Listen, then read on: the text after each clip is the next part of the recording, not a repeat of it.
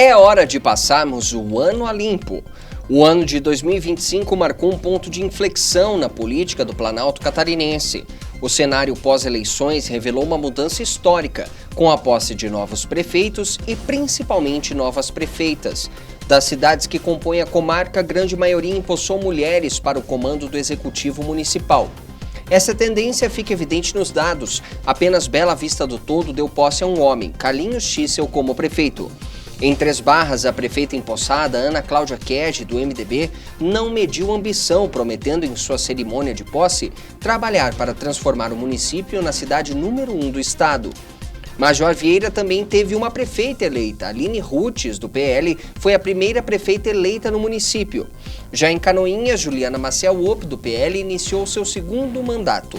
Entretanto, o início das novas gestões não foi isento de controvérsias. Logo no primeiro dia, em Bela Vista do Todo, Carlinhos Schissel prometeu uma auditoria completa após descobrir o que chamou de uma saída secreta na prefeitura.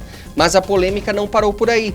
Apenas 2 meses após a posse, o prefeito de Bela Vista do Todo voltou aos holofotes ao confrontar um policial durante uma ocorrência. Em Canoinhas, as atenções se voltaram para o Legislativo. No início de janeiro, em uma tramitação acelerada, a Câmara Municipal, sob a presidência de Marcos Homer, aprovou 42 novos cargos comissionados, a criação de 2 novas secretarias e um novo regime de contratação. A repercussão foi imediata. Os salários dos novos cargos somavam cerca de R$ 394 mil mensais. A prefeita Juliana Maciel Opp defendeu as medidas em meio aos projetos polêmicos. E o ano seguiu na principal cidade da região. No final de janeiro, a empresa Santa Cruz desistiu da concessão do transporte público em Canoinhas. O ano de 2025 foi marcado também por uma série de tragédias nas rodovias que cortam o Planalto Norte. Em meio à estatística fria, estavam pessoas com histórias, famílias e futuros. A série de acidentes fatais começou em janeiro, no dia 25, quando o caminhoneiro Gilberto Rickel perdeu a vida na BR-280. No dia 6 de fevereiro, um motociclista morreu em Mafra, na BR-116. No dia 11, perdemos o professor da rede municipal de Irineópolis, Alexandre de Matos, em um acidente na BR-280. No dia 19 de fevereiro, o empresário de Canoinhas, Osmário Davé, foi a vítima fatal na BR-116 em Mafra.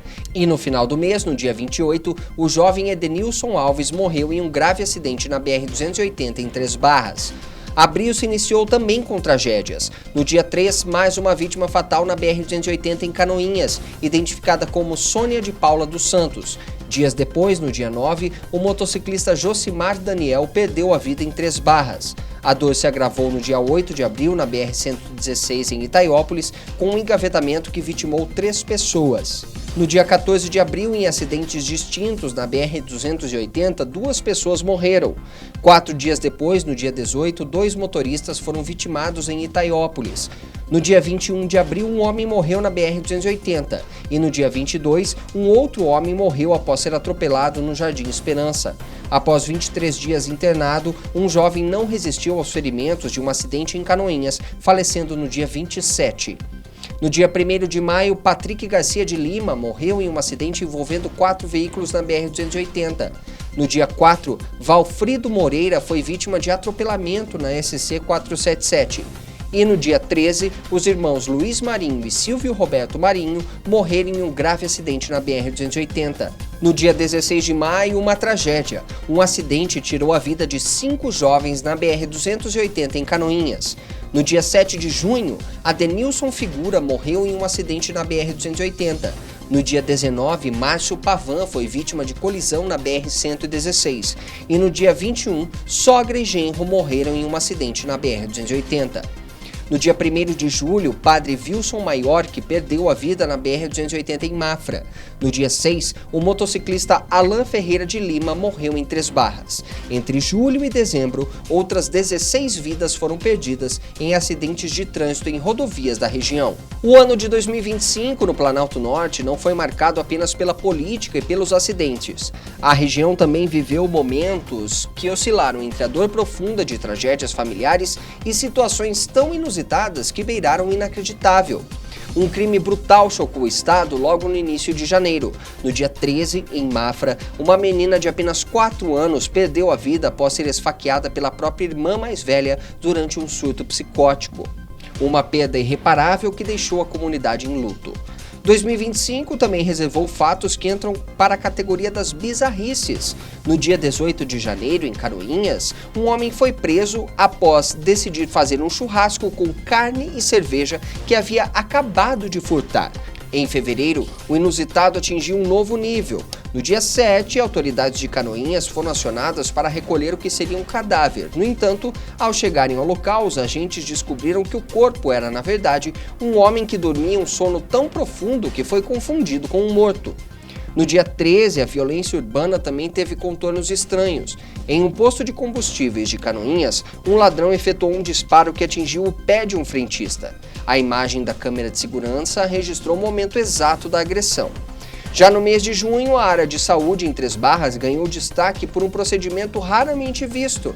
No dia 3, o hospital local realizou seu primeiro transplante de fezes, uma técnica médica inovadora utilizada para tratar infecções intestinais graves.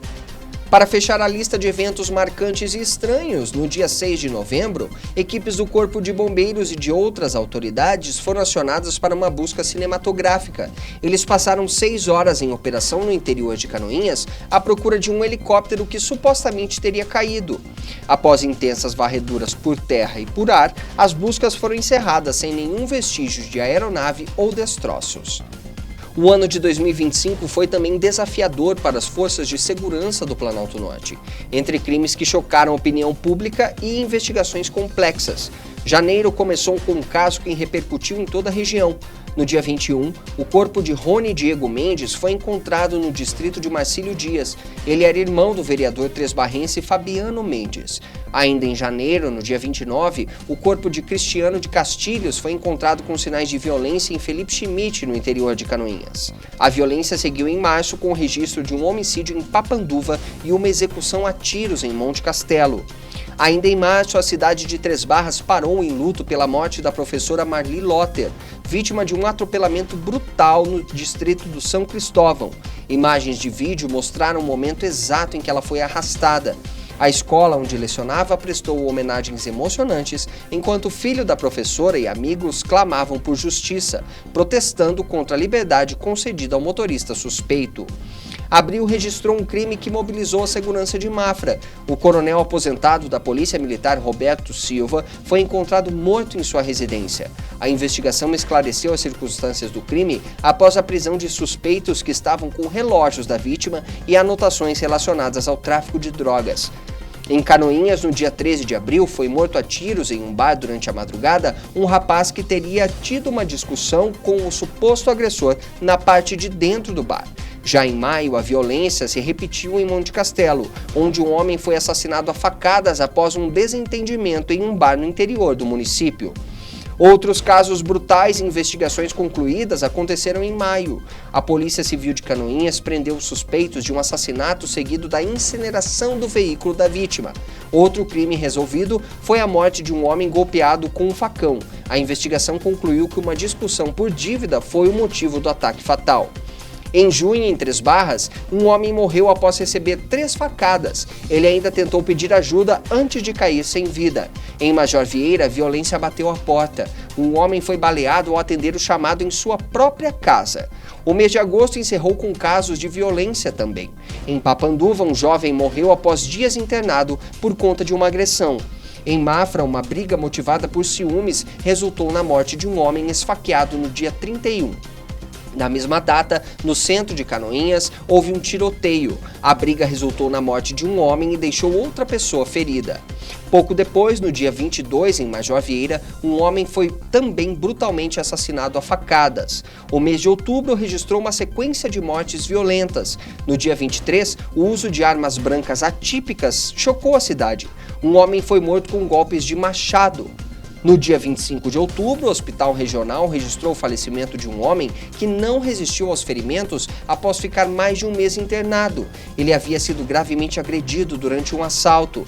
Na mesma data, outro rapaz foi assassinado a facadas e sepultado no interior do município. Em novembro, no dia 16, um homem de 70 anos foi morto a machadadas. Já no dia 29, o registro de uma morte durante uma suposta invasão à residência encerrou o mês com novas frentes de investigação para a polícia. O ano também foi marcado por tragédias dentro do ambiente familiar em Irineópolis. No intervalo de uma semana, 2 homens foram assassinados pelos próprios irmãos durante discussões. O ano de 2025 no Planalto Norte foi além das páginas policiais. A região viveu um período de consolidação econômica, avanços na tecnologia pública e o encerramento de capítulos importantes. No campo da justiça, um marco simbólico em fevereiro. As operações Et Pater Filium e Mensageiro entraram em uma nova fase e a região não conta mais com nenhum envolvido utilizando tornozeleira eletrônica. Ainda em fevereiro, a EPAGRE assumiu oficialmente a gestão do Sedup Vidal Ramos em Canoinhas, prometendo fortalecer o ensino agrícola. No setor industrial, a Smurfit West Rock anunciou em maio o investimento robusto de 174 milhões para sua unidade em Três Barras. O reconhecimento ao trabalho local veio em grande estilo no dia 31 de maio. O Portal J+, e outras 9 entidades de Canoinhas foram homenageados em uma sessão especial na Assembleia Legislativa de Santa Catarina. Na agricultura, a excelência canoinense foi premiada em junho, com uma empresa local recebendo o título de maior produtividade de soja do Brasil. No entanto, outros casos também marcaram o ano e geraram grande preocupação. O mês de julho, por exemplo, foi marcado por um erro grave no Hospital Santa Cruz de Canoinhas, quando bebês receberam, por engano, soro contra a picada de cobra no lugar de vacinas. A fé e o patrimônio histórico também foram alvos de ameaças. Em Itaiópolis, em junho, um vídeo mostrou um homem acendendo um rojão no altar de uma igreja histórica. Para fechar o ciclo de inovações, agosto trouxe uma nova era para a saúde pública local. Com o lançamento da telemedicina, os canoinenses passaram a contar com consultas médicas gratuitas pelo celular. Já o segundo semestre de 2025 consolidou outros avanços estruturais para o Planalto Norte. Agosto começou com um gesto de amor que rompeu fronteiras. No dia 3, a notícia de um doador de coração canoinense mobilizou o país. Uma verdadeira operação de guerra foi montada para que o órgão chegasse a tempo em São Paulo para uma menina de 10 anos de idade que aguardava pelo transplante. No campo da qualificação e também da saúde, o mês trouxe boas notícias. A Fiesc inaugurou as reformas e ampliações da unidade do Senai em Canoinhas. Logo depois, o anúncio da reabertura do posto de coleta do Hemosc trouxe alívio para quem depende de doações de sangue na cidade. Entretanto, a economia regional enfrentou ventos contrários. O setor madeireiro acendeu o alerta para um possível prejuízo de R$1 bilhão devido ao tarifácio do governo americano, colocando em risco cerca de 800 empregos. O cenário ficou ainda mais sensível em outubro, quando a empresa Kronberg e Schubert comunicou o encerramento de suas atividades em Mafra. Apesar dos percalços, grandes investimentos surgiram. O governo federal destinou R$19 milhões para obras no Valetão de Três Barras. E por falar em Três Barras, a cidade ganhou destaque nacional por ser uma das poucas no Brasil a oferecer transporte público gratuito. Na infraestrutura, o governador Jorginho Mello garantiu compromisso com a rodovia do Contestado. No dia 23 de outubro, no entanto, uma tragédia no campo de instrução de Três Barras tirou a vida do soldado Brian Damaso após um acidente com explosivos. O Exército abriu um inquérito para investigar as circunstâncias da morte. Em novembro, com o anúncio do fim das atividades do Colégio Século XXI. No campo da política, em Bela Vista do Toldo, o prefeito Carlinhos Schissel retornou ao comando do Executivo após se recuperar de uma cirurgia. Se 2025 foi um ano de avanços, foi também o ano em que o clima impôs desafios severos ao Planalto Norte. A primeira amostra da força do tempo veio em junho, com uma intensa chuva de granizo no dia 4, que atingiu o interior de Papanduva. Mas foi em setembro que a situação se tornou crítica. No dia 21, um forte vendaval deixou mais de 11 mil unidades sem energia na região. Em Bela Vista do Toldo, a localidade de Rio dos Poços sofreu também estragos severos. A gravidade do temporal de setembro foi tanta que os municípios de Canoinhas e Rio Negrinho decretaram situação de emergência. Novembro trouxe uma nova sequência de transtornos. No dia 3, Canoinhas e Três Barras foram novamente castigados por granizo e ventos fortes, deixando 5 mil consumidores no escuro. Enquanto em Itaiópolis o vento causava destruição, em Mafra o balanço apontava alagamentos e danos urbanos. Para o produtor rural, o final do ano foi desolador. No dia 24 de novembro, pela segunda vez em apenas um mês, o granizo destruiu lavouras de fumo em Canoinhas. A Secretaria de Desenvolvimento Rural apontou prejuízos em pelo menos 25 propriedades. O ciclo de azar climático pareceu não ter fim quando, em 1º de dezembro, a localidade de Salto da Água Verde foi atingida pelo granizo pela terceira vez em 30 dias. No dia 10 de dezembro, ventos impetuosos causaram também um apagão em massa, afetando 35 mil unidades consumidoras no Planalto Norte. O comércio parou. Supermercados e postos de combustíveis em Canoinhas precisaram fechar as portas. Também no que diz respeito a perdas na agricultura, foram 12 estufas de fumo atingidas por incêndios ao longo deste ano em Canoinhas e região. Para além dos fatos e estatísticas, o ano de 2025 foi escrito por pessoas, canoinhenses que com talento, dedicação e altruísmo levaram o nome da nossa terra para além das fronteiras do Planalto Norte. Em 3 de janeiro, o médico canoinhense Dr. Eduardo Surkamp foi destaque ao prestar socorro imediato e ajudar a salvar a vida de um pedestre no município de Curitiba. Dias depois, o reconhecimento foi para a bombeira comunitária Emanuele Schmidt, que dedicou impressionantes 96 horas de trabalho voluntário ao longo do último ano. No esporte, na fé, novas trajetórias. Em fevereiro, o jovem atleta João Miguel Mielbratz deu um passo gigante na carreira ao assinar contrato com o Coritiba. Em março, a espiritualidade local se fortaleceu com a ordenação dos diáconos permanentes Ari Henrique Marco e Odirley Freitag, emocionando a todos. Infelizmente, março também foi o mês de uma despedida histórica.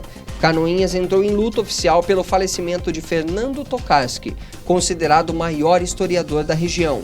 Tokarski foi um gigante intelectual. Segundo relatos, sua falta é incalculável para a preservação da nossa memória e identidade cultural. Em maio, a ciência brasileira ganhou um novo reforço. O pesquisador canoinhense Jean-Pierre de Oliveira entrou para a seleta Academia Brasileira de Ciências, um dos maiores reconhecimentos acadêmicos do país. O reconhecimento profissional seguiu no segundo semestre. Em setembro, a farmacêutica Lilian Trevisani Alage recebeu a prestigiada Comenda do Conselho Regional de Farmácia, coroando uma carreira de ética e serviços prestados à saúde pública. O Planalto Norte deu também o último adeus a figuras que foram pilares na política, na economia e na preservação da nossa identidade cultural no ano de 2025. Major Vieira lamentou a perda do ex-prefeito Adilson Litkowski, figura central na vida pública do município. Em fevereiro, Canoinhas se despediu de Raileléu Feijó Gaião, aos 75 anos, o eterno proprietário do extinto Varandão, lugar que marcou gerações. Dias depois, o clima de luto seguiu com a partida de Sérgio Luiz dos Santos, o conhecido Serginho da SBO. Março registrou uma lacuna imensurável na cultura regional. Além da morte de Fernando Tokarski, outras mortes vieram na sequência. Abril trouxe a despedida de Etsuro Murakami, um homem de visão econômica que presidiu a SIC e foi o diretor florestal da antiga Rigesa. O ano também foi marcado pela partida de testemunhas oculares do tempo. Em Três Barras, houve a despedida de Amélia Elba, que aos 104 anos de idade guardava memórias vivas do cenário da cidade. Em julho foi a vez de Isabel Matos Mota, uma das canoinhenses mais longevas, que partiu aos 102 anos. E em setembro, Canoinhas perdeu o empresário Aristides Malon, aos 97 anos, um dos nomes mais tradicionais do comércio local. Dizem que uma imagem vale mais que 1000 palavras e em 2025, lentes dos moradores e do jornalismo capturaram momentos que oscilaram entre o fenômeno natural, o inusitado e a preocupação com a segurança habitacional no Planalto Norte. O ano começou com encontros inesperados com a fauna local. No dia 25 de março, a imagem de uma imensa cobra caninana surpreendeu moradores de Três Barras. O céu também proporcionou espetáculos visuais. Em abril, câmeras de segurança e celulares registraram a passagem de um meteoro cruzando o céu de Canoinhas. O inverno trouxe a beleza austera do Planalto Norte. Em maio, registramos o amanhecer mais gelado do ano. Mas nem tudo foi beleza. O mistério também teve seu lugar. Em julho, moradores de Papanduva ficaram intrigados com uma cena bizarra na SC 477. Coelhos acompanhados de cruzes foram encontrados na rodovia. Em setembro, a fotografia foi celebrada como arte. Um concurso fotográfico premiou olhares únicos sobre Canoinhas. A imagem mais preocupante do ano, no entanto, veio das encostas. A Defesa Civil e geólogos foram mobilizados em outubro para monitorar um grave desmoronamento no Alto da Tijuca, em Canoinhas. As fotos e vídeos do deslizamento de terra no morro trouxeram à tona o medo das famílias e a urgência de avaliações técnicas em áreas de risco. E para encerrar o ano com leveza, uma cena inusitada em Três Barras. No dia 28 de novembro, a imagem de um coletor de lixo utilizando um vestido chamou a atenção de quem passava pelas ruas.